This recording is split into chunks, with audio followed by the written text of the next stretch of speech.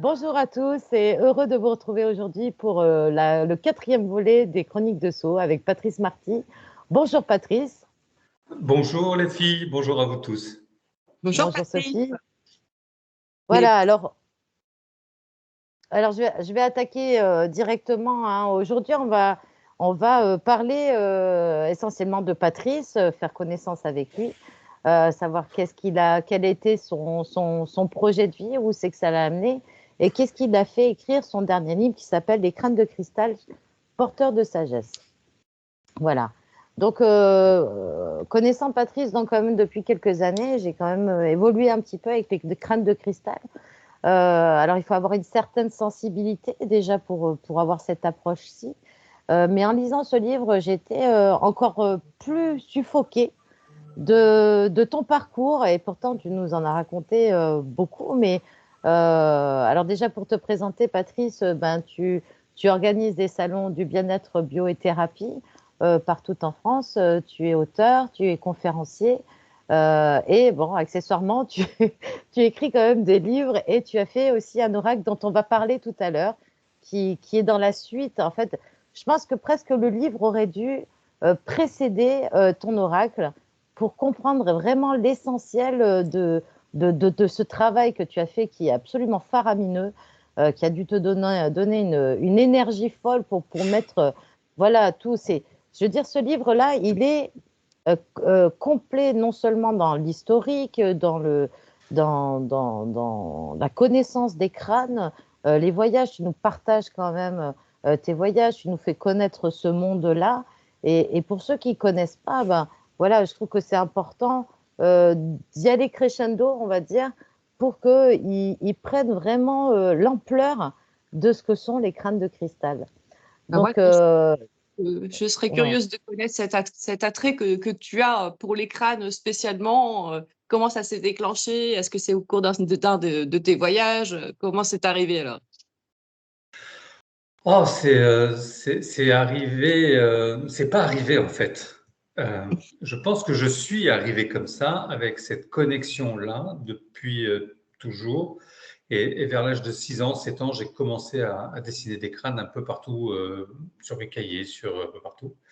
Et un petit garçon de 6 ans, 7 ans qui dessine des crânes dans Pas notre commun. culture judéo-chrétienne. Voilà, c'est pas commun. Le crâne est associé à la mort. Alors j'ai bien compris que ça les perturbait un peu, les grands là. Et donc après, je faisais des bateaux de pirates avec mon drapeau et mon crâne, ça passait bien. Ça passe. Et un petit gars, oui, voilà, du coup ça passe. Un petit garçon qui dessine des bateaux de pirates, c'est normal. Juste des crânes, ça ne l'est pas. Parce qu'il y a toute cette culture judéo-chrétienne qui a fait que pendant plus de 2000 ans maintenant, on a la symbolique du crâne qui est associée à la mort malheureusement. Alors que dans les cultures du monde entier, vraiment, le crâne est symbolique de la connaissance.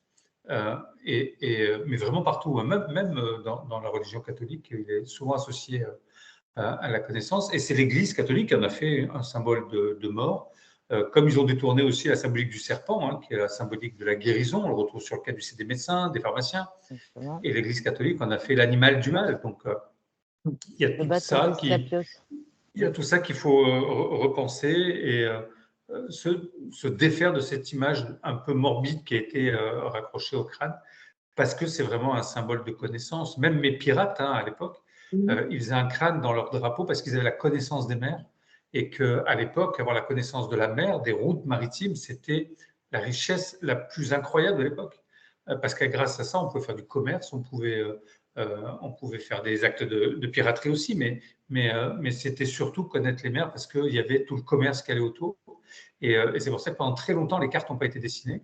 Parce que ça se transmettait uniquement qu'oralement, et les pirates avaient cette connaissance, et c'est pour ça qu'il y avait le crâne sur leur drapeau. Oui, aujourd'hui, ça Alors, s'est démocratisé quand même. Alors, ce qui est Oui, bien, c'est que aujourd'hui. dans ton... Pardon Patrice. Ce qui est bien, c'est que quand même dans ton livre, tu as fait le tour des civilisations égyptiennes, hindouistes, catholiques, où justement tu décris cette approche du crâne. Oui, parce que c'est important, parce que de vous le dire, c'est une chose, mais après d'aller faire des recherches, de travailler et de comprendre pourquoi ça a été si important pour toutes les cultures du monde entier, et vraiment partout, ça symbolique de la connaissance. Même dans la religion catholique, souvent Marie-Madeleine est représentée avec un crâne à ses pieds.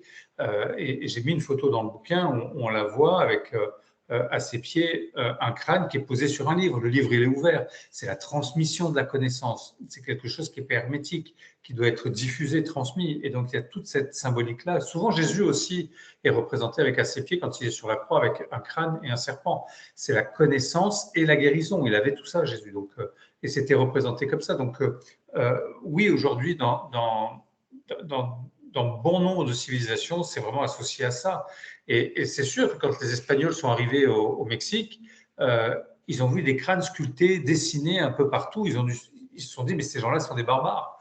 Ils coupent la tête à tout le monde, ils font des sacrifices. Alors que c'était eux les barbares, hein, parce qu'ils sont arrivés avec l'Inquisition, c'est eux qui torturaient, c'est eux qui coupaient la tête à tire-larigot. Et ils pensaient que tout le monde était comme eux, mais pas du tout. Eux, les Mayas, avaient cette connaissance de cette symbolique, justement de la connaissance, parce que le crâne, c'est le berceau de notre cerveau, bien évidemment, mais pas que. C'est aussi là où on retrouve le troisième œil, c'est là aussi il y a le chakra coronal. Donc c'est vraiment toute cette connaissance, aussi bien intellectuelle, mais aussi spirituelle et pourquoi pas galactique.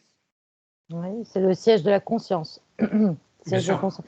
Alors, ce que j'aime bien aussi, c'est que dans ton livre, tu as commencé par une phrase de Nikola Tesla, qui Ouais. était un scientifique magnifique, et qui dit: Dans le cristal, nous avons une preuve pure de l'existence d'un principe de vie formative, et bien que, malgré tout, nous ne puissions pas comprendre la vie des cristaux, c'est tout de même un être vivant. Donc, finalement, on revient à ce type de conscience qui est à l'intérieur des cristaux ou du cristal. Oui, bien sûr, et encore plus dans du cristal qui est sculpté en forme de crâne, parce que bien évidemment, le cristal, il ne pousse pas en forme de crâne. Il y a bien évidemment eu la main d'une intelligence pour sculpter ces artefacts. Donc, à un moment donné, ils ont été taillés. Mais on imagine que les anciens avaient des connaissances qu'on n'a plus, qu'on a perdues, et qu'on ne sait pas encore vraiment lire toute l'information qu'il y a à l'intérieur de ces crânes. Aujourd'hui, on a réussi à en faire des photos, on arrive à photographier l'énergie qui est à l'intérieur, on arrive à photographier l'énergie, par exemple, qui passe d'un crâne à l'autre, mais on n'arrive pas encore à interpréter ce qui est présenté. Peut-être que ça viendra dans le futur et qu'on aura des ordinateurs qui permettront de faire ça, ou une conscience suffisamment élevée pour aller se reconnecter à la connaissance qui est engrammée dans ces crânes de cristal. Oui. Alors ça, c'est un petit côté. Alors pour les physiciens, finalement, le crâne, enfin le cristal en tout cas, ils décrivent que ça a des capacités piézoélectriques puisque c'est utilisé aussi en informatique, que ce soit notre télécommande, la télévision. Au niveau spatial, on s'en sert pour tout ce qui est télécommunication. Donc en fait, je veux dire, maintenant, aujourd'hui, on s'en sert dans sa qualité. Alors, pourquoi, alors, sachant qu'il y a une fréquence, alors pourquoi, justement, on ne pourrait pas comprendre qu'il y ait une conscience qui soit à l'intérieur, vivante, et qui puisse communiquer avec nous? Donc, Pourquoi pas? ouais, qu'est-ce que tu en penses? Là, on s'approche un peu de la physique quantique, mais oui, pourquoi pas? Ça reste une possibilité. Moi, je pense vraiment que le cristal, aujourd'hui, notre technologie est basée sur le cristal de roche et sur la silice. On en a partout, tu le disais. C'est la mémoire vive des ordinateurs, c'est du cristal. Enfin, on a vraiment sur toute notre technologie. Et je pense qu'effectivement, le cristal, c'est une pierre qui permet d'emmagasiner de l'information et qu'on peut restituer cette information, que le cristal peut restituer cette information. Aujourd'hui, on sait, nous, s'en servir quand on est sur un ordinateur, on sait s'en servir dans les satellites, dans les panneaux solaires, un peu partout, mais on n'a pas encore la conscience de vraiment aller chercher l'information directement dans le cristal de roche. Euh, et la légende maya nous ramène à ça, puisque la légende dit qu'au début, il existait 12 mondes et que chaque monde aurait mis toute sa connaissance à l'intérieur de ces crânes et que les crânes auraient été après ramenés sur la planète Terre, gardés en Atlantide. Enfin, il y a toute une légende autour de ça. Mais on voit bien déjà qu'il y a une connotation galactique avec ces crânes, puisqu'ils auraient été ramenés de 12 mondes euh, exogène, puisque ce n'est pas de la Terre, et ils auraient été ramenés sur la Terre. Donc il y aurait toute une connaissance à l'intérieur de ces crânes qui nous est destinée, mais qu'on n'a pas encore la technologie ou la capacité de comprendre. Et d'ailleurs, on ne connaît pas l'origine exacte de ce cristal qui a taillé les crânes. Il n'a pas de Alors, date. le cristal, on ne peut pas dater le cristal, donc c'est compliqué de le dater. Certains crânes, ils ont des hypothèses d'où le cristal pourrait éventuellement venir. Mais le gros problème avec ces crânes, c'est qu'ils sont taillés d'une façon qui dérange les sculpteurs aujourd'hui parce qu'on ne peut pas le faire. À savoir que le cristal, ça pousse comme une plante, c'est un être vivant, Audrey le disait tout à l'heure avec la citation de Tesla, mais ça pousse comme une plante. Donc c'est beaucoup plus long qu'une plante à pousser, bien évidemment, mais ça pousse. Et on taille aujourd'hui, avec notre technologie, avec notre savoir, on taille toujours le cristal dans le sens de sa pousse. Si on le taille dans le sens inverse de la pousse, le cristal, il casse. Même si c'est une pierre qui est très dure, ça casse. Ça fragilise la pierre avec les vibrations et ça casse. Et bon nombre de ces crânes anciens, ils ont été taillés sans tenir compte de l'axe de la pousse du cristal. Donc ça, aujourd'hui, on ne sait pas faire.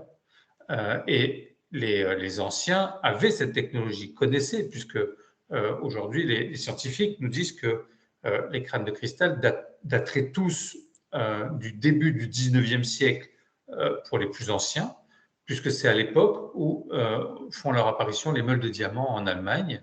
Et on ne peut pas tailler le cristal si on n'a pas une pierre plus dure que celle qu'on veut tailler. Plus dure que le cristal de roche, c'est le diamant. Et donc, on est obligé de tailler du cristal avec du diamant. Et les meules de diamant, pour tailler le cristal, ont été inventées en Allemagne au début du 19e. Donc les scientifiques nous mettent tous les crânes anciens, pas plus vieux que le 19e, en disant c'est une supercherie, c'est une escroquerie, ils n'ont jamais été plus vieux que ça. Parce qu'à l'époque, on ne savait pas tailler le cristal sans ces meules de diamant. Sauf que, à travers toute la planète, je voyage beaucoup et dans beaucoup de musées, on retrouve des pièces en cristal de roche taillées bien avant le 19e siècle. Donc, on a retrouvé des vases, on a retrouvé de l'époque égyptienne, de 4000 ans, on a retrouvé la première lentille optique, elle a plus de 2000 ans, c'est du cristal de roche.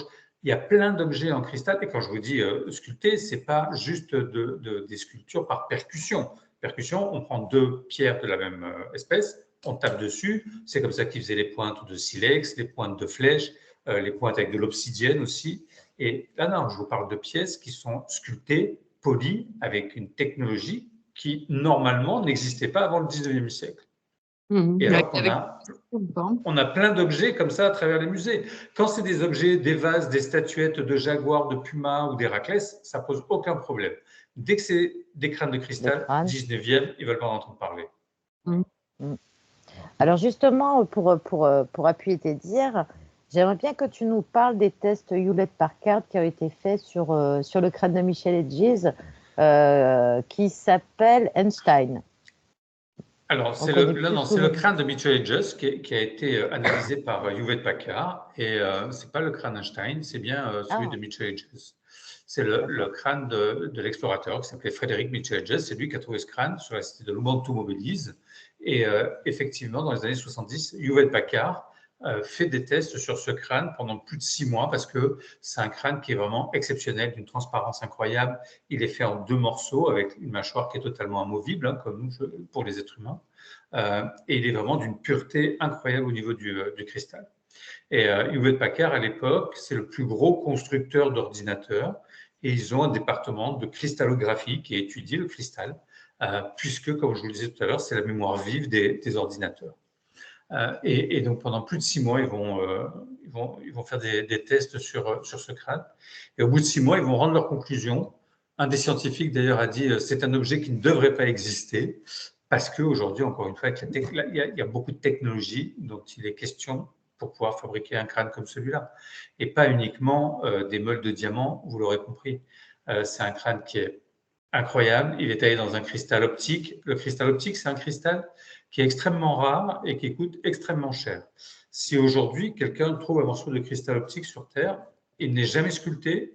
Aucun sculpteur ne mettrait un coup de meule de diamant, de quoi que ce soit dedans. C'est tellement rare qu'il est vendu aux enchères, ça vaut des millions.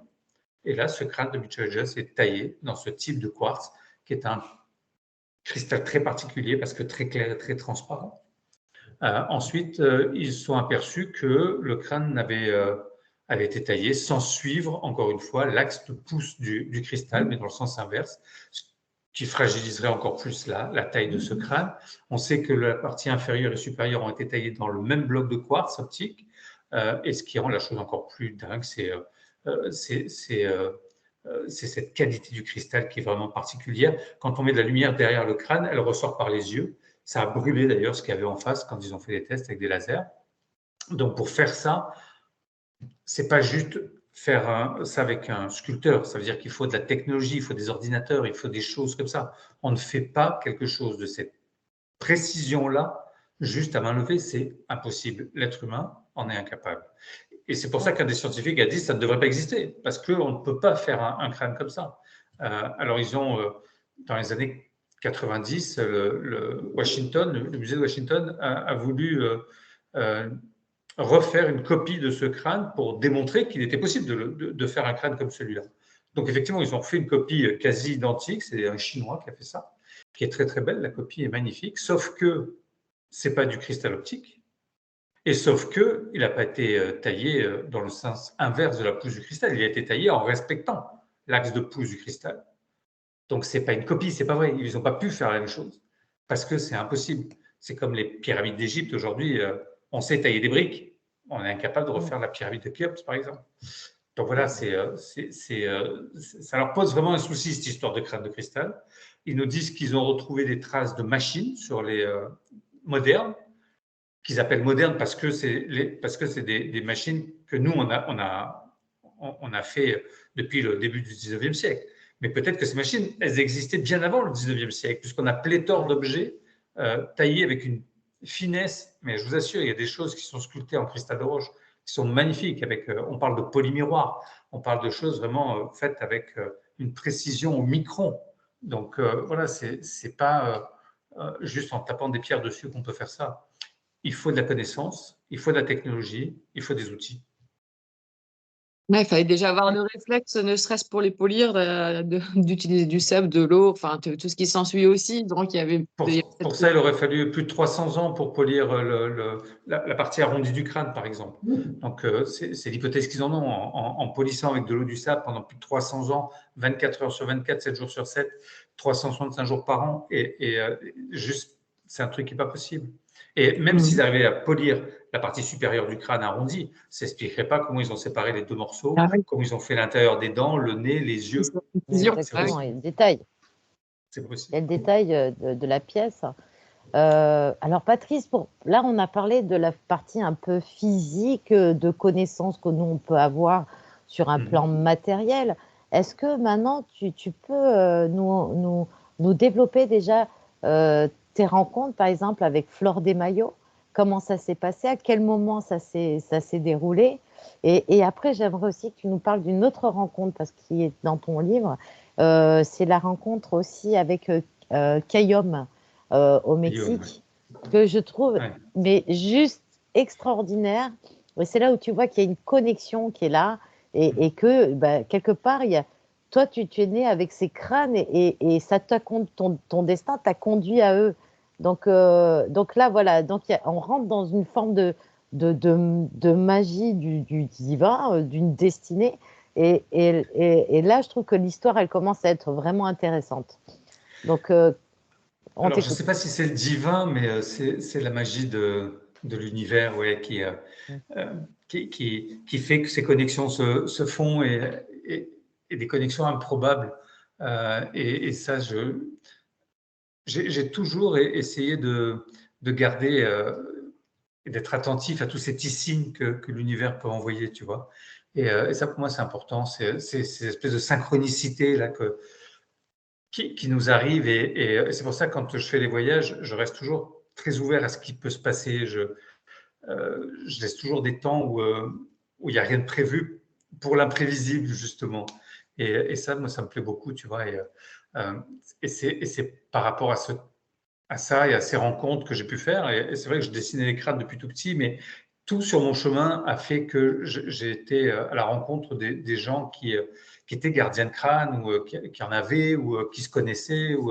Et c'est comme ça que j'ai rencontré Fleur de Maillot. La première fois que j'ai rencontré Fleur de Maillot, c'était pendant un congrès en Hollande où j'ai rencontré le crâne Max. Et voilà, j'ai eu un coup de cœur pour cette femme qui est une grand-mère chamane guérisseuse maya. Aujourd'hui, elle fait partie du conclave des 13 grand-mères guérisseuses autochtones dans le monde. Elles sont régulièrement reçues par tous les plus grands chefs d'État, par le pape, enfin par tout le monde, parce qu'elles font un travail pour la paix sur la terre qui est incroyable.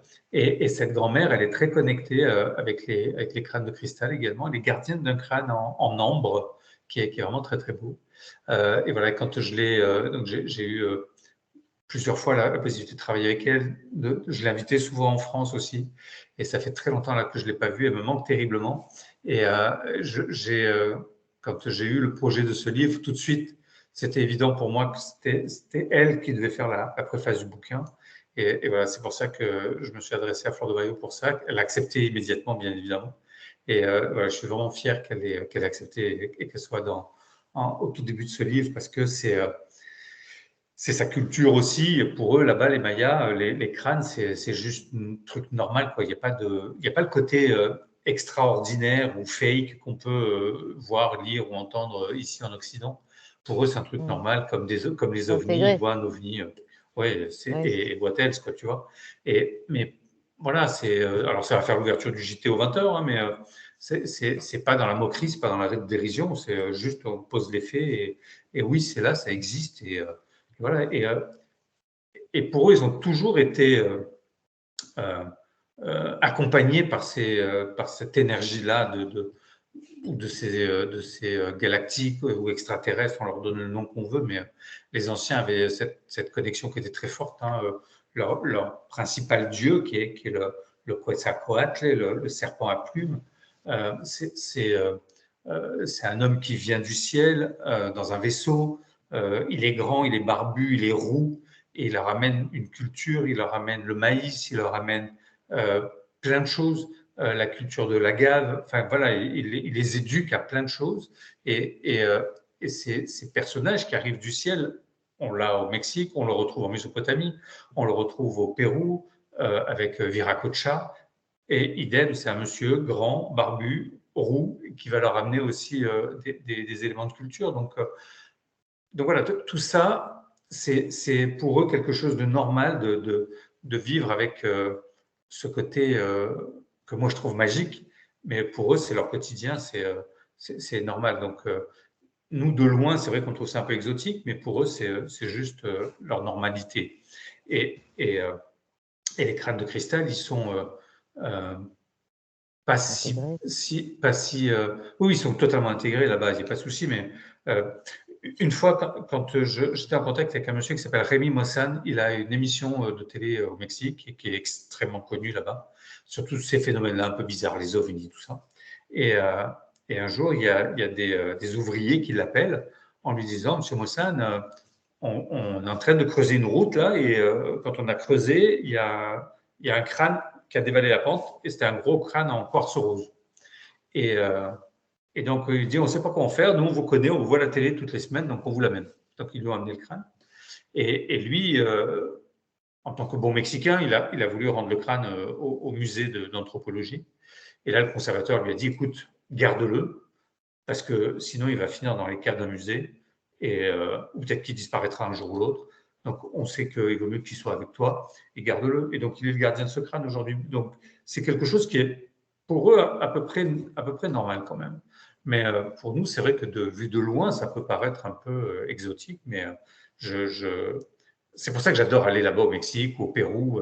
Là, au mois d'avril, on organise un voyage pour aller au Pérou, justement, où je travaille avec un chaman là-bas qui est juste génial. Et on travaille avec les crânes, parce que à chaque fois que je vais dans un voyage, j'ai toujours mon gros crâne en cristal qui s'appelle Sirius, qui me suit dans tous mes voyages. Et voilà, ça nous fait vivre des aventures incroyables. Ah ouais, ça ne m'étonne pas. Moi, je suis fascinée par ce que tu racontes, hein. Et en plus, bon, alors, il faut rappeler aussi que tu fais ce qu'on appelle des voyages initiatiques pour aller découvrir aussi la culture, aller plus à fond, vivre une histoire avec soi quelque part. Parce que quand on part comme ça dans des cultures différentes, on grandit forcément, on s'éveille à d'autres choses. Et ça fait partie un peu de ce travail de vivre les choses plutôt que de les lire ou d'être juste là à écouter des témoignages. C'est aussi bien de vivre ces expériences. Et là, tu vois, C'est indispensable. ouais, pardon. Oui, oui, Non, on va. C'est clair que c'est indispensable. Et c'est bien parce que toi, ça fait combien d'années que tu fais ça maintenant, Patrice? les voyages, ça fait plus de 20 ans que j'ai commencé les voyages. Donc, j'ai commencé le tout premier, c'était en 2003 ou 2004, quelque chose comme ça. Mhm. Parce que c'est à un moment donné, j'ai aussi besoin, mais ça c'est propre à moi, j'ai besoin d'aller me confronter à la réalité du terrain, tu vois, j'ai besoin Mm. d'être sur place, de sentir les odeurs, de parler avec les gens, de les voir, de rencontrer, on discute, on mange la même nourriture, on est en décalage horaire, on est un peu fracassé, mais c'est pas grave, on y va quand même. Mais et c'est pas toujours facile. Il y a de l'altitude, on n'a pas forcément l'habitude, donc ça nous Mhm. sort aussi beaucoup de notre zone de confort aussi, tu vois. On mange une cuisine qui n'est pas forcément la nôtre, on entend parler une langue qu'on ne connaît pas forcément.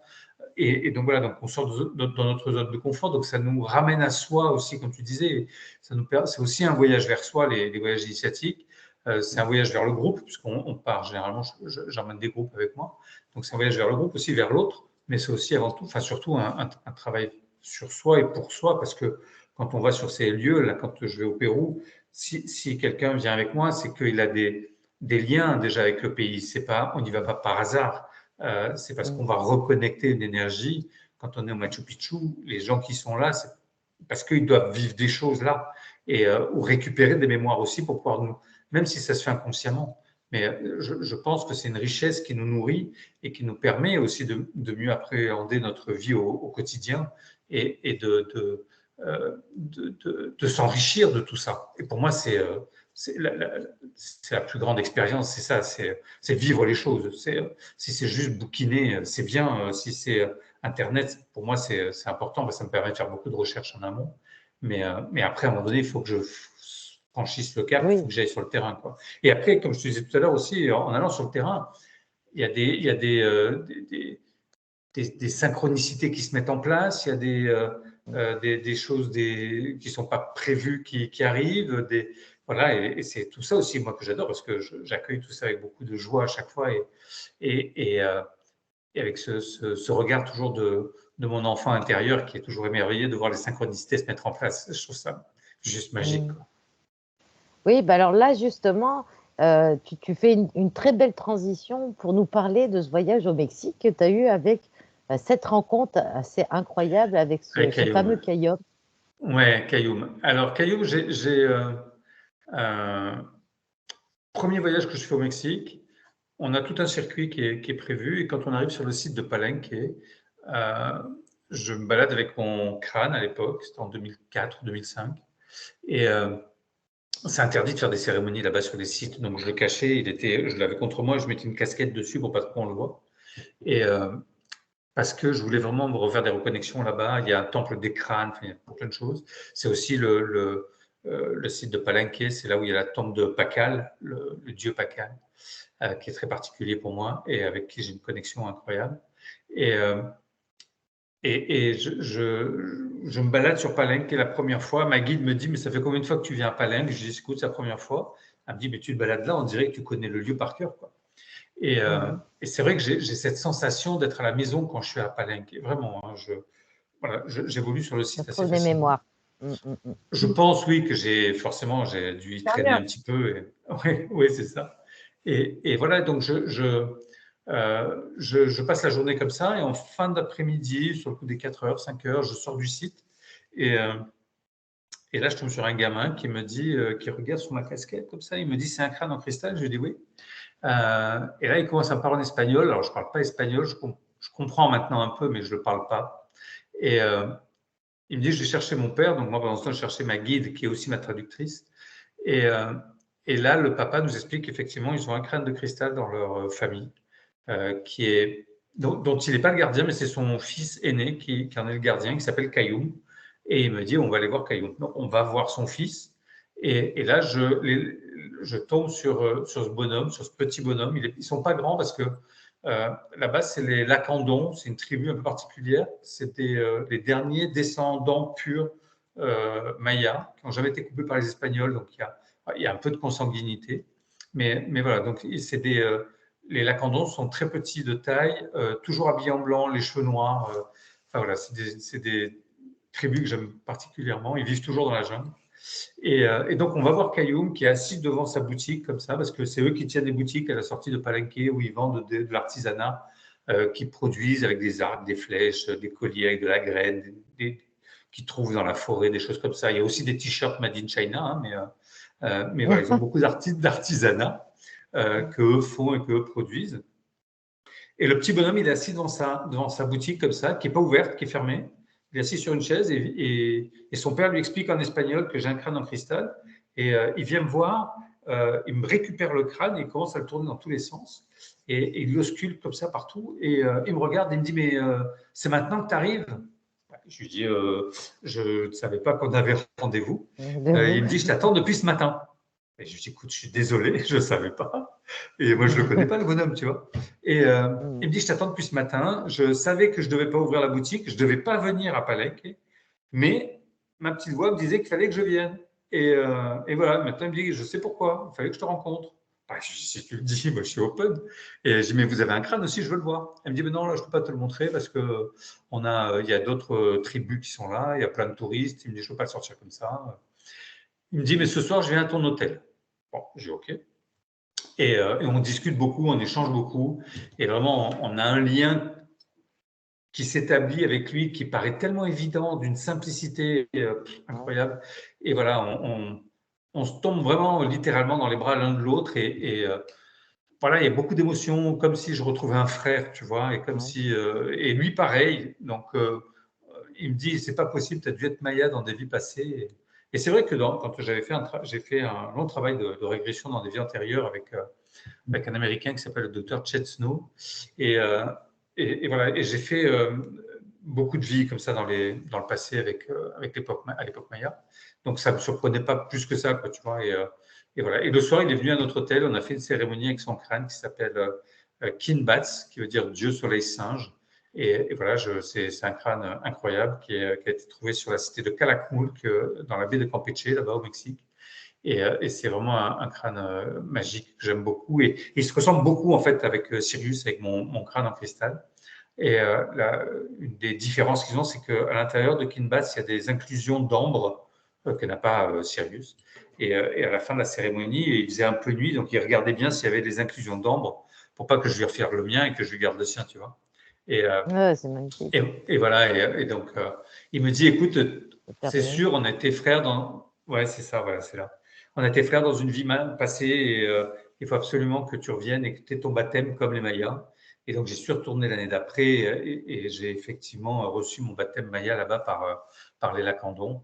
Et voilà, donc Cailloum maintenant est reparti vers les étoiles. C'est le petit garçon de 7-8 ans à l'époque qui m'avait attrapé à la sortie de Palenque, maintenant avec qui je suis en contact. C'est lui qui est le gardien de Kinbats. C'est lui qui fait les cérémonies sur le site de Palenque. Et voilà, j'ai eu la chance de connaître toute la famille comme ça. Même le papa est parti aussi l'année dernière. Et voilà, aujourd'hui, c'est lui qui gère tout ça. Et avec une lucidité et voilà, une connaissance du site de Palenque qui est juste magique. Et voilà, c'est vraiment, ça a été une belle rencontre dans ma vie. Et ouais, c'était une belle histoire. Oui. Une seconde famille quelque part pour toi. Complètement. Ouais, vraiment. Oui, vraiment. C'était pour moi important. Même ma guide que j'ai eue au Mexique, Yanira, que j'embrasse, et qui est partie aussi l'année dernière. Et voilà, c'était vraiment ma maman du Mexique et m'a accompagné pendant mes 20 ans de voyage sur le Mexique. Et ça a été juste des moments, des dingueries là-bas. C'était C'est beau quand tu rencontres, que tu rencontres presque des âmes sœurs en fait, où tu reconnectes par le sacré en plus. Je veux dire, c'est complètement atypique parce que qui dans une vie peut avoir cette clé où tu rencontres des gens qui sont comme toi et où tu as l'impression que tu les as toujours connus Voilà, c'est juste magique. En plus, je veux dire, demain, je vais au Mexique, je suis pas sûre que je trouve un guide qui m'emmène voir quelqu'un et qui me dise, allez, viens, on va faire une cérémonie sacrée avec un crâne de cristal. Tu vois ce que je veux dire? C'est juste improbable, quoi. Mais oui, L'évidence, quoi. mais c'est les clins d'œil de l'univers dont je parlais tout à l'heure. Quand ça doit se faire, ça se fait. Mm. Et c'est comme ça, hein. Mais c'est vrai que Sirius, il ouvre beaucoup de portes. C'est vraiment, il travaille beaucoup comme une clé, au sens propre et au Mm. sens figuré, tu vois. Et il est, pour ça, c'est magique de voyager avec ce crâne, Mm. qui est gros, hein. Il est de taille humaine, donc Ouais. c'est un gros crâne en cristal. Et voilà, c'est vrai que aussi, ça contribue à ce que les gens s'ouvrent aussi, parce que là-bas au Mexique, ils ont été quand même bien massacrés, bien détruits, bien voilà. C'est une Et histoire qui est difficile, hein, ouais. ouais, il y a vraiment eu un génocide là-bas du peuple maya. Et voilà, donc quand ils voient arriver un blanc qui leur pose des questions, des choses comme ça, ils sont un peu réfractaires. Quand ils voient quand même que je travaillais avec les crânes de cristal, que je le trimballe avec moi parce que ça fait plus de 10 kilos sur le dos, enfin, faut le porter, Mm. c'est pas un parcours de santé à chaque fois. Mais voilà, quand ils voient qu'on travaille au niveau énergétique, qu'on a cette ouverture-là, bon, bah, ils sont plus enclins. Et puis, la Ouais. première fois, il se passe ça. La deuxième fois, j'ai mon baptême maya. La troisième fois, je monte sur la pyramide de Chichen Itza, qui est interdite aujourd'hui, on ne peut plus y monter. La fois Ouais. d'après, j'arrive à descendre dans la tombe de Pakal, où il y a la plaque du sarcophage qu'ils n'ont jamais pu sortir parce que la plaque est trop grosse par rapport au tunnel. Ils ne savent pas comment aller rentrer. Enfin bon, il y a toute une histoire et c'est la représentation d'un cosmonaute qui est d'un personnage dans une fusée qui est sur cette plaque là sous cette pyramide. Donc voilà, donc il y a plein de choses et il y a des synchronicités qui se mettent en place comme ça et ça ouvre des portes pour pouvoir vivre tout ça et c'est vrai que c'est de la magie. Moi, je me Mm. régale. J'ai vécu tellement de choses dans cette vie. Voilà, c'est de la magie. C'est drôle ces synchronicités que tu as parce que finalement, c'est du no time, c'est-à-dire que tu es plongé à la fois dans une culture qui est ancestrale et en fait, tu vas dans un endroit, là tu parlais par exemple du cosmonaute qui est gravé, tout ça, et ben c'est peut-être justement une linéarité avec un futur possible qui est venu dans le passé, on ne sait pas. Et ça fait un sacré lien. Et dans ton livre aussi, tu nous parles donc de la conscience des crânes que tous, ils ont une personnalité, etc., que chaque crâne a un gardien et que chacun va apporter quelque chose dans un cheminement de guérison, de développement personnel, tout ça. Est-ce que tu peux nous en parler un petit peu, Patrice? Oui, bien sûr. On sait que le cristal, c'est une pierre qui amplifie. Donc, c'est une vraie aide quand on fait une méditation, quand on fait un soin, quand on fait un travail sur soi. Ça va amplifier effectivement les énergies et toujours plutôt vers la lumière. Euh, Mhm. Quand il y a des choses négatives dans notre vie, moi ça m'arrive aussi, j'essaie de méditer avec mon crâne, tout de suite ça apaise, Mhm. c'est apaisant et ça va amplifier justement le côté lumineux de la Mhm. chose. Et en se connectant avec le cristal, tout ça va être amplifié et ça permet d'avoir une meilleure ouverture au niveau du chakra coronal, meilleure ouverture au niveau du troisième œil et d'avoir de meilleures Mhm. connexions forcément avec alors, on l'appelle ça comme on veut, la source, Oui. les anges Tu peux tout gardiens, nous, tu peux tout nous dire, hein, Patrice, On voilà. Non, sait non, bien pas. c'est sûr, non, libre. mais après, Voilà. on appelle ça comme on veut, à notre âme, la lumière, la source, les anges gardiens, le divin, chacun y met le mot qu'il veut, mais ça permet, ça facilite justement une reconnexion avec cette énergie-là de pureté, de lumière. Moi, j'aime bien le terme de lumière. Mais mais voilà, et vraiment les crânes, c'est pour ça que je les appelais des porteurs de sagesse, parce qu'ils participent justement au développement personnel de leur gardien. Ça permet vraiment de faire un travail sur soi euh, qui est peut-être plus affiné, plus profond que quand on ne le fait pas avec un crâne de cristal. Moi, je sais que quand je Mhm. fais des méditations, ce que je disais tout à l'heure, sans mes crânes de cristal ou sans Sirius, euh, je ne vais pas forcément au même endroit, je ne vais pas connecter les mêmes choses. Et voilà, donc c'est vrai que pour moi, c'est plus simple et plus facile de le connecter. Et voilà, quand je fais méditation, d'avoir une main sur Sirius et, euh, et avoir une main sur le cœur, par exemple, pour ouvrir aussi le chakra cœur, c'est important. Et voilà, donc dès qu'on arrive à lâcher prise et à se reconnecter à qui on est vraiment, bah, ça permet de se retrouver aussi soi sur notre chemin. Et je pense aussi que c'est pour ça que j'arrive à avoir aussi toutes ces connexions-là, parce que je suis attentif à tout ça, parce Oui. que l'énergie cristalline aussi met des choses en place pour que ça soit sur mon chemin, parce que j'ai cette réhabilitation, j'ai l'impression que je dois faire autour des crânes de cristal. Moi, j'ai rencontré mon premier crâne en cristal, c'était en 2003 ou 2004, un crâne ancien, Max, donc c'était en Hollande. C'est là où j'ai rencontré Fleur de Maillot. Et à partir de 2004-2005, j'ai commencé à organiser le Festival des crânes de cristal en France. Et avant ça, en France, personne ne parlait des crânes de cristal. Moi, j'avais voulu en acheter un, je n'ai pas trouvé. C'est un pote qui était parti au Brésil qui me l'avait ramené, parce qu'en France, on n'en trouvait pas. Des articles sur les crânes de cristal, il n'y en avait pas. Donc, moi, j'ai réamené ou réintroduit l'énergie des crânes de cristal en France à travers ce festival, où je faisais venir justement des crânes anciens d'un peu partout sur la planète. Et on a passé des moments de folie là-bas. C'était juste que de la magie, de l'amour, de la lumière, de la joie. C'était C'est vrai que des moments uniques. Tu étais là, donc tu peux en témoigner, mais et voilà, donc j'ai l'impression que j'ai réintroduit l'énergie des crânes de cristal en France. Aujourd'hui, je fais ce bouquin parce que j'avais besoin aussi de tout ce temps. Tout à l'heure, tu me disais qu'il était arrivé après attends, l'oracle, mais j'avais besoin de tout ce temps aussi pour pouvoir vivre tout ça et de comprendre plein de choses aussi. Et c'est sûr qu'il n'a pas la même saveur aujourd'hui que si je l'avais fait il y a 10 ans, parce que voilà, l'expérience n'aurait pas été la les même. gens n'étaient pas prêts. Peut-être aussi, je ne sais Déjà, pas ça, mais regarde, Mm. mais même quand tu l'as fait en 2005, moi je me souviens, nous, enfin, je veux dire, en France, on a une culture catholique.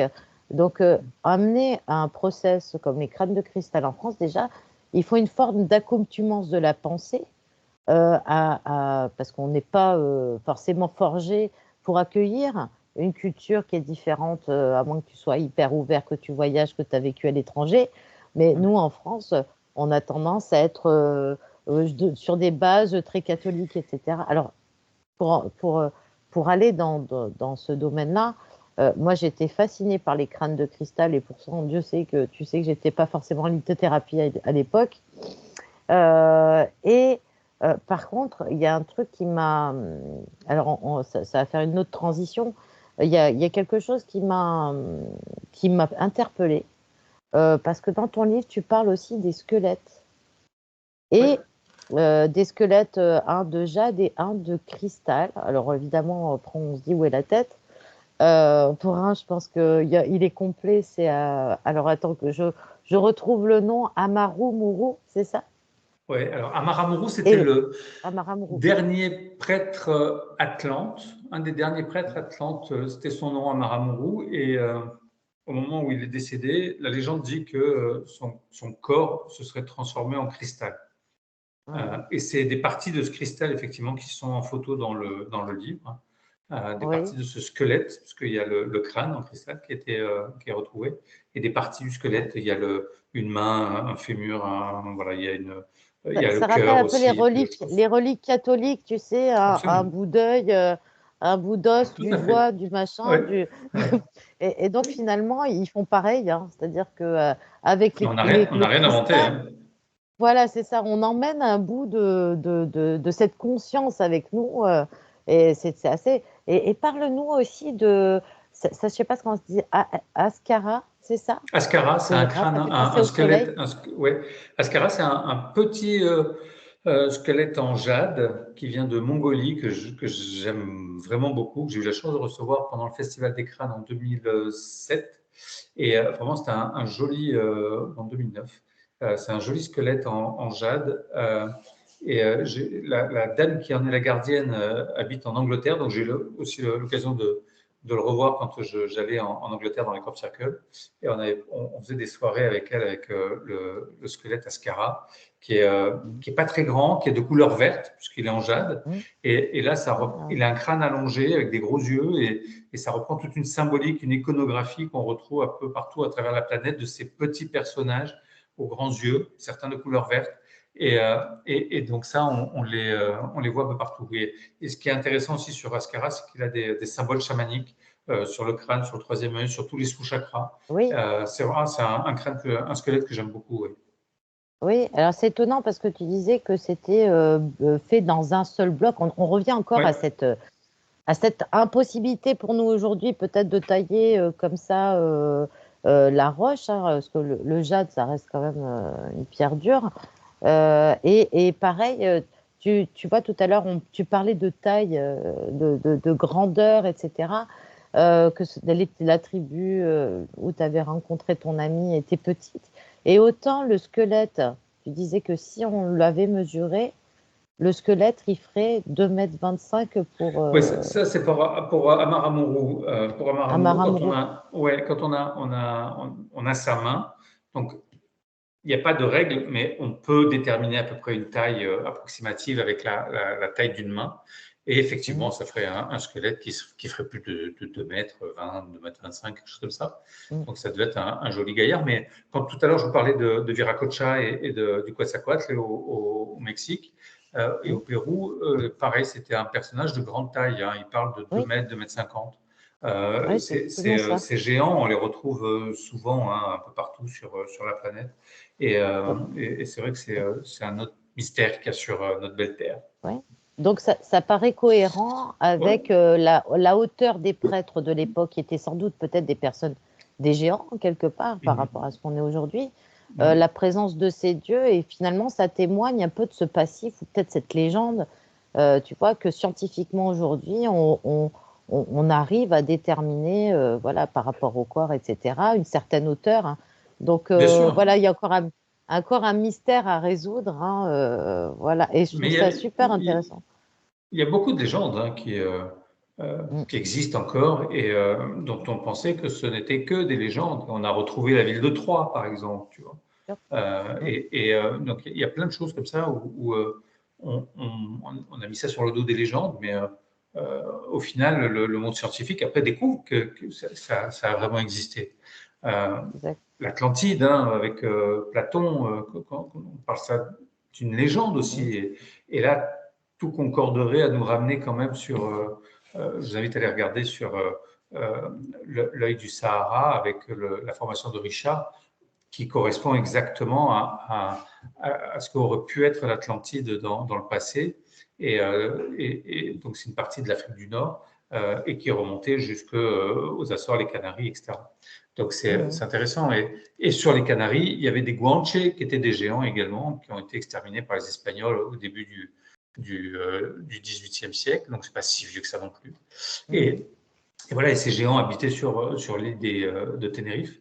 Et et donc, tout ça nous ramène à des choses concrètes qui partent de légendes et néanmoins qui s'avèrent être véridiques au final. Donc, Mm. il y a plein C'est de ce qu'on se choses, dit. de légendes comme ça qui, je pense, un Mm. jour ou l'autre. On, Voilà. on dit que Et dans alors, les légendes, il y a une part de vérité, hein. Bien sûr. mais admettons qu'on Oui, arrive à les réunir, ces 13 crânes de cristal. Est-ce qu'on serait prêt à recevoir les messages Ah, je aujourd'hui? sais pas. Alors, la légende dit que, parlait de la date de 2012. Et disait qu'en 2012, les 13 crânes devaient être réunis. Et la légende dit qu'une chose, après ça a été extrapolé avec l'histoire de 2012, mais la légende dit uniquement que les crânes ont un message à délivrer à l'humanité. Pas plus, pas moins. Donc après, on peut tout imaginer. Mais ils les ont séparés quand même, quand les crânes après l'Atlantide, ils étaient conservés dans une grotte au Guatemala. Et avant que les Espagnols n'arrivent, ils ont séparé les crânes parce qu'ils ne voulaient pas que toute cette puissance tombe dans les mains d'une seule nation. Donc, il y a quand même cette notion d'énergie très puissante, tu vois, qui est associée avec les crânes.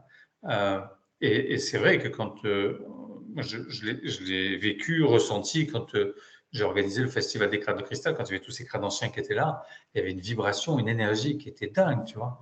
Donc, si elle avait eu 13 de crânes anciens comme ça, c'était de la Ouais, magie. ça va être puissant.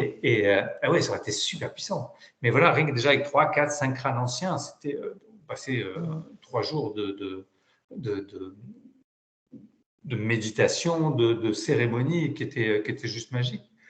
Donc voilà, c'est toute cette énergie-là qui est importante pour moi à travers les crânes de cristal, parce que aussi on part du principe que quand un crâne est en contact avec un autre, après, il reste toujours connecté et que ça forme comme ça une grille cristalline autour de lumière, hein, autour de la Terre, pour aider Ouais, justement l'humanité à évoluer, à se dépasser, à faire un travail sur soi et à nous tirer vers le haut. Donc je trouve ouais. ça, Presque je comme trouve que c'est une belle Internet, hein, énergie, quoi. finalement. Presque comme Internet, hein, finalement, quand tu regardes. Oui, On dit que c'est une oui, araignée informatique, oui, mais quelque part, oui, oui, et la lumière, on sait que c'est la connaissance dans oui, tous les codes ou voilà. bien sûr. Euh, Deux choses. Ah, moi, je voulais dire sur le livre de Patrice, qui est complètement extraordinaire. Si vous êtes en quête de connaissances, Patrice, il a pensé à tout, c'est-à-dire que vous avez même les liens Internet, vous avez les QR codes pour y aller. Franchement, allez-y, ça vaut sacrément le détour. Alors, par contre, Patrice, je souhaitais aussi que tu nous parles, parce que dans ton livre aussi, il y a chaque gardien du crâne aussi chaque gardien de crâne qui nous explique euh, quel est leur processus pour travailler avec les crânes. Donc, pour ceux que ça intéresse, qui vont peut-être en acheter un, finalement, parce que bah, un crâne, ça reste un crâne, une pierre, une énergie, une entité, hein, quelque part. Si ça les intéresse, on voit aussi que dans ton livre, comment eux, ils procèdent, ce qu'ils reçoivent. Et tu as aussi, toi, des process où tu as mis, par exemple, l'arbre des séphirotes qu'on retrouve chez les anges aussi, hein, Mhm. que c'est kabbalistique, hein, mais c'est puissant en fait. Les gens qui s'intéressent à tout ce qui est les mémoires, etc., il faut se dire que voilà, chaque énergie est importante et quand on les lie entre elles, euh, parfois il y a quelque chose qui se passe, alors peut-être de l'ordre du conscient ou de l'inconscient, je ne sais pas, mais voilà, toi, tu as trouvé ces process comment en ce qui te Alors, concerne, Patrice? moi, ce qui me concerne, c'est à force de travail, d'expérimentation aussi, hein, que j'ai Mhm. depuis maintenant plus de 20 ans, 25 ans, avec les crânes, où j'ai essayé des trucs, et des trucs qui marchaient, des trucs qui marchaient pas. Donc ça, je l'ai mis à l'intérieur du bouquin parce que je me suis dit, je voulais vraiment un livre pratique en même temps. Tout à l'heure, tu parlais des QR codes, mais je voulais un livre, mais aussi Mhm. quelque chose d'interactif. Je voulais quelque chose qui soit vivant. Donc c'est vrai que ça ramène à des conférences, ça ramène à des vidéos, ça Mhm. ramène à des méditations, ça ramène à des choses comme ça. Ouais, c'est riche. Oui, voilà, mais parce que c'est vraiment, ça a été un bouquin basé sur l'échange aussi. J'avais pas, j'ai pas la connaissance ultime sur les crânes de cristal, donc je voulais m'appuyer aussi sur tous les gens qui travaillaient depuis de nombreuses années avec les crânes, qui étaient des chercheurs, mais aussi des gardiens de crânes qui ont des protocoles de travail. Et j'ai sollicité tout ce petit monde et tout de suite, ils ont répondu présent. L'un m'a envoyé une méditation, l'autre une façon de travailler, l'autre une respiration, ou C'est chouette. des choses. Voilà, ça a été vraiment très riche à ce niveau-là. Et puis j'ai retrouvé aussi des textes qui m'avaient été donnés, transmis par des anciens, des chercheurs, des chamans, que j'avais gardés dans un ordinateur dont je m'étais jamais servi. Et, euh, et voilà, en faisant mes recherches pour le livre, j'ai retrouvé tous ces documents qui sont venus enrichir forcément le livre de Umbatsman, qui était un chaman maya aussi, qui m'avait partagé des choses que j'ai mis dans le bouquin. Dave Walker, qui a été vraiment un vrai chercheur sur les crânes depuis longtemps aux États-Unis, qui a fait un travail remarquable et qui m'a donné plein de protocoles et que j'ai pu mettre dans le bouquin. Enfin, c'est vraiment plein de choses le livre a été enrichi par toutes ces personnes et c'est pas que mon livre. Du coup, j'avais envie Ah, mais c'est génial. voilà, de l'ouvrir le plus possible, que ce soit Ça vraiment dans te l'échange et le ressemble. partage. Ça Oui, te ressemble certainement, oui. énormément parce que, comme Oui. moi, je me cache pas, je dis souvent que toi et ta femme, vous êtes les personnes les plus bienveillantes que je puisse connaître. Et en fait, quelque part, ça te ressemble, voilà, de vouloir partager cette connaissance et de rassembler aussi toute cette connaissance. Donc, ça veut dire Oui, tu mets le lien aussi, c'est magnifique, hein. oui, oui, pour moi c'est important. Et puis je voulais aussi quelque chose de pratique si quelqu'un n'a jamais travaillé avec un crâne de cristal, ben, qu'il puisse, parce que souvent on me demande dans les conférences, qu'est-ce que je dois faire, comment je dois faire. Donc voilà, j'ai voulu aussi transmettre ça, comment devenir gardien d'un crâne de cristal, comment ça se fait, pourquoi, et qu'est-ce qu'on fait quand on devient gardien d'un crâne. Si on le laisse sur une Ouais, étagère à prendre la poussière, forcément, il ne se passera pas grand-chose. ça Donc, il y a sert à toute une rien. partie de protocole que je propose. Encore une fois, après, chacun est libre d'expérimenter. Et bien sûr, il faut le faire, il faut se faire sa propre expérience, c'est le plus important. Mais voilà, ça permet peut-être de gagner du temps, d'aller faire des Mm, choses plus faciles, de ne pas faire de bêtises. Il y a des pierres, par contre, par exemple, qui détestent être dans l'eau salée parce que ça va les abîmer. Bon, voilà, si ça c'est vous vrai. évite d'abîmer les pierres, c'est bien. Mais Mm, voilà, mm, donc, parce que l'énergie des pierres, elle est belle. Moi, j'adore ça. C'est la terre-mère, c'est la mm, Pachamama, c'est cette énergie puissante qu'on peut ressentir à travers le cristal ou la métisse ou d'autres pierres. Et mm, ça, j'adore aussi. Donc voilà, donc, je voulais vraiment quelque chose de ludique en même temps et de facile à utiliser avec, mm. voilà, puis avec toutes mes expériences que j'ai pu mettre dedans parce que, alors, c'était pas juste pour flatter mon ego, c'était surtout aussi pour dire aux Oh, gens, vous voyez, moi j'ai vécu ça. Si moi je l'ai vécu, tout le monde peut le vivre. Donc, c'est ça. je ne suis pas quelqu'un de particulier, je suis quelqu'un de lambda qui est revenu avec peut-être cette mémoire des crânes, entre autres. Mm, Mais voilà, donc si vous avez une connexion avec les crânes, allez-y, faites des choses. Et c'est vrai que depuis 20 ans, enfin c'était il y a 20 ans quand j'ai lancé les premiers festivals, maintenant je vois qu'il y a plein de gens qui travaillent avec les crânes, il y a des gens qui proposent des stages, des formations, des choses comme ça. Donc voilà, je suis content d'avoir ouvert cette voie-là et que plein de personnes se sont engouffrées là-dedans. Moi, c'est vrai que je ne fais pas de formation ou mm, d'initiation pour travailler avec les crânes parce que pour l'instant, ce n'est pas mon chemin, mais peut-être que j'y viendrai un jour, j'en sais rien. Donc voilà, ok. aujourd'hui, moi, j'ai mes crânes avec lesquels je travaille, c'est personnel. Parfois, je les Oui, expose. Quand je fais des salons, ça m'arrive de les amener, de les exposer, et de faire profiter les gens et de partager avec ça, ou quand je fais des conférences. Mais voilà. Et vraiment, je suis content de ça, que ça ait pu s'ouvrir autant aujourd'hui. Moi, je vois sur les salons de bien-être que j'organise, il y a plein de stands qui vendent des minéraux et il y a des crânes qui sont à la vente maintenant. Donc ça, c'est bien, exactement. c'est plus facile. Ouais. Ouais. Et alors, par contre, là, tu vois, je voudrais glisser un peu sur ton oracle, hein, Ah qui oui, s'appelle l'oracle des crânes de cristal. tout Maintenant que simplement. vous en savez tous un peu plus sur les crânes, donc c'est les éditions Exergue chez Très Daniel. Ouais. Donc voilà, donc les cartes sont là, hein, magnifiques avec doré tout ça. Et sur chacun, vous avez un crâne avec lequel vous pouvez recevoir un message. Il y a l'histoire et tout ça. Et alors c'est marrant parce que tout à l'heure je me suis dit tiens moi qui adore jouer avec les cartes. Enfin, je vais prendre mon message. Donc j'ai fait comme la bibliomancie, j'ai ouvert comme ça mon petit livre. Et je suis. Alors, bizarrement, c'est là aussi que. Enfin, que certains connaissent pas mon histoire, mais j'ai eu un gros souci cardiaque. Et donc, forcément, ce que je vais aller guérir, c'est le cœur, quoi.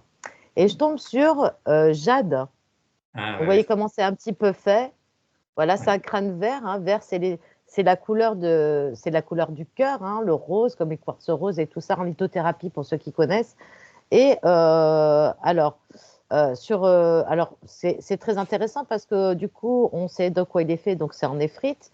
Le poids, 4,5 kg, c'est le même poids que mon bol tibétain, c'est quand même assez lourd, hein. On le trimballe pas juste avec une main, c'est ça que je veux Non. dire. Et en fait, donc, ce qui est bien, c'est qu'il y a l'histoire du crâne, à quoi il correspond. Et après, on a notre petit message. Donc, je vais vous le lire, hein. C'est Je détiens un héritage d'interaction avec l'humanité et offre des possibilités de guérison. Je travaille avec l'énergie du cœur. Vous qui souhaitez recevoir une guérison de la divinité masculine et féminine, appelez-moi et je répondrai. Donc ça veut dire quoi? Ça veut dire que quand on a un crâne, en fait, il va travailler sur certaines essences de soi et quand on veut méditer avec, soit recevoir son message ou appeler son énergie comme on peut appeler... il y a une pierre qui s'appelle la Shiva Lingam. Je ne sais pas si tu connais. La Shiva, en fait, on dit que c'est une pierre qu'on n'a pas besoin de posséder parce qu'il suffit d'appeler l'énergie de la pierre pour qu'elle vienne à nous, pour nous apporter ses propriétés, ses vertus. Et le crâne, en fait, j'ai l'impression que c'est un petit peu ça, en tout cas dans l'oracle, c'est de recevoir ton message pour toi, mais aussi d'aller au-delà de ça, c'est-à-dire peut-être appeler, il y en a qui vont appeler des anges, et puis là, tu vas appeler l'énergie du crâne qui est peut-être connectée à une interdimensionnalité qui va toucher tel axe de toi-même. Euh, et en fait, je pense que voilà, ça ne devrait pas se limiter à ça, mais vraiment pouvoir travailler avec. Je pense qu'il y a quand même beaucoup de. Et alors, c'est rigolo parce que quand on regarde la couleur des crânes, souvent, on va tomber sur le niveau des chakras, avec la reconnaissance énergétique finalement. Et ce que tu dis, mais c'est tout à fait juste, hein, une fois qu'on a compris la logique. En tout cas, voilà, si jamais les crânes de cristal vous intéressent, bah, je vous incite à acheter l'oracle qui pourra peut-être vous aider à voir les choses autrement ou pacifiquement, si je puis dire, au moins faire la connaissance voilà, de leur histoire, voilà, sur un point de vue beaucoup plus pragmatique. Voilà. Patrice, ça va faire 1 heure qu'on est ensemble. Où est-ce qu'on peut te trouver, les prochains salons et les prochaines conférences, bien sûr, qu'on attend de toi? Prochain salon, je suis sur le début février 7, 8, 9 sur le bassin d'Arcachon où on fait le salon du bien-être là-bas et où je serai présent, bien évidemment. Et ensuite, j'ai le début mars, j'ai le salon sur Nîmes. Après, on a le salon à Cannes, Mandelieu. On a le salon, toujours au mois de mars. Au mois d'avril, on a le salon à La Roche-sur-Foron. C'est pas très loin de Genève, donc si vous êtes dans le coin, n'hésitez pas. Et le 11, 12, 13 avril, la semaine d'après, on est sur Besançon. Voilà pour D'accord. le premier semestre. Et ensuite, Ouais, j'attaque les voyages au mois d'avril, où on a le voyage pour aller au Pérou et Bolivie. Ensuite, j'ai un voyage pour aller nager avec les dauphins au mois de juillet. enfin, Donc ça, ah, si tu as vous avez ramené des envie, images magnifiques. ça c'est magique. J'ai un voyage également en Bosnie pour aller visiter la plus grande pyramide du monde. Et on fait un voyage pour la première fois en Turquie pour aller vraiment, qui est pour moi un des berceaux de la civilisation. On va aller visiter tous les sites sacrés là-bas, dont le plus vieux temple du monde qui s'appelle Göbekli Tepe. Il y a une ville souterraine aussi qui s'appelle Derenkuyu. Il y a une pyramide, enfin le Mont Nemrut, il y a plein de choses. Et voilà, un joli voyage. Donc ça, c'est les 4 voyages que j'ai chaque année, que je propose comme ça un petit peu partout. Et voilà, celui du Pérou, je pense que ça devrait être le dernier, parce que ça fait plusieurs années, plusieurs fois que j'y vais, et que j'ai envie d'aller vers d'autres destinations. C'est Mais génial. bon, Je vais rêver là. faut jamais dire Fontaine, mais voilà, j'aimerais bien retourner à l'île de Pâques aussi. Et voilà, donc plein de choses incroyables et plein de beaux voyages et avec plein de Ouais. surprises forcément qu'on vit pendant ces voyages. Et c'est ça qui est magique pour moi, c'est la magie de la vie. Voilà, c'est juste ça. Moi, je vais en À la Auvergne. santé, carpe diem. Ah ouais, en Auvergne, c'est pas du tout le même énergie. Mais quoique, on trouve des belles chapelles aussi là-bas. Qu'est-ce que je voulais dire? Samedi prochain, Patrice, on te retrouve quelque part, il me semble, samedi Oui, samedi 25. prochain, je suis en dédicace sur Cultura à Mandelieu et je ferai une petite conférence aussi pendant une petite heure à peu près et ensuite on passera sur une partie conférence et échange avec le public pour justement l'oracle et le livre qui vient de sortir. Donc là, c'est une première pour moi d'aller dans un- dans une grande enseigne comme ça pour aller à la rencontre des lecteurs, du public sur Cultura. Ouais, Donc voilà, on verra bien. C'est une ouais. nouvelle expérience. On y sera en tout cas, on viendra te faire un petit coucou, puisque c'est pas Avec trop loin plaisir. de chez nous. Ouais. Euh, Ce En sera tout un cas, grand alors plaisir oui, de passer en Bretagne parce que je peux te garantir que tu es, hyper attendu, ne serait-ce à une petite dédicace à mon amie Peggy. Donc Ouais. voilà, qui compte sur toi pour faire un petit crochet par la Bretagne aussi. Et, Pourquoi pas. c'est vraiment super sympa le temps que tu nous consacres de nous parler comme ça avec tant de passion des crânes de cristal. Et on te sent vraiment imprégné et avec ce lien qui est assez ancré chez toi entre le Mexique et toi. Et c'est super d'avoir partagé ce moment-là, vraiment. Écoutez, avec plaisir d'avoir été avec vous aujourd'hui. Et voilà, j'espère que les gens qui écouteront ça en sauront un peu plus sur les crânes de cristal et d'associer ça vraiment à la connaissance et à rien d'autre. Voilà. Parce que c'est pour moi un message d'amour, vraiment de joie, de paix, les crânes de cristal, et de développement, d'éveil et d'harmonie. Donc voilà, essayez, vous verrez. et on en a tellement besoin aujourd'hui, Oui, c'est tellement vrai. besoin de calme, de douceur, voilà, Ouais. dans un monde un peu difficile dans lequel on se perd un peu. En tout cas, ah oui, je voulais dire, pour te joindre, Patrice, ou voir où sont tes salons, Tu as un site internet, il me semble. Il y a 2 sites. Pour les salons, le site c'est salonbienêtre.com. Il y a un S à la fin de salon parce que j'en ai plusieurs. Et après, pour tout le reste, tous les bouquins, l'oracle et les voyages, j'ai un site qui s'appelle savoirperdu.com. Tout en minuscule. Alors ça te représente bien en plus, hein, savoir perdu, hein, Ouais. c'est drôle. Ouais. Ouais. En tout cas, merci à tous. Merci Patrice Merci à vous. de nous avoir accordé ce temps d'émission ensemble. J'espère qu'on aura encore d'autres sujets sur lesquels on pourra partager. Je vais laisser la main à notre chère amie Sophie et ensuite le dernier mot pour toi. Comme je viens de le souligner tout à l'heure, c'était vraiment c'est des échanges qui sont toujours comme quand tu fais avec quelqu'un de passionné. Voilà, tu apprends plein de choses, tu continues toujours d'apprendre et c'est un sujet où il y a tellement d'interrogations où on pourrait en parler encore pendant 2-3 heures, voire même plus. Et finalement, voilà, j'espère que vous n'êtes pas un peu resté sur votre faim parce qu'il y a tellement à dire et que on sera forcément un plaisir. Enfin, moi, j'ai fait le petit test avec Audrey sur l'oracle, sur ton oracle, et je peux te dire que c'était vraiment le compas dans l'œil parce que ça me reflétait bien, ça me représentait bien. Donc, je pense que ça pourrait être aussi un chouette petit atelier à se faire avec les copines, cet oracle-là. Alors, c'est un oracle, c'est vraiment un oracle, c'est pas un oracle de divination, c'est pas un tarot, c'est vraiment je l'ai vraiment voulu comme un outil de développement personnel, un outil d'éveil. Et sur le site, on a rajouté des méditations qu'on peut faire avec l'oracle. Et j'ai rajouté aussi 8 protocoles thérapeutiques qu'on peut faire avec l'oracle et qu'il faut pouvoir expérimenter. Il y a des résultats qui sont pas mal. J'ai plein de retours de personnes ou de thérapeutes, ou choses comme ça, et qui sont super emballés. Donc, essayez. Donc, on peut te faire un retour après. Oui, bien sûr, avec plaisir. Il faut laisser les avis. Les petites étoiles, 5 étoiles partout surtout. Écoutez, merci à tous. Merci d'avoir participé avec nous à cette belle rencontre avec Patrice Marty. On vous retrouve très bientôt avec Sophie et on vous dit à très vite. Bye.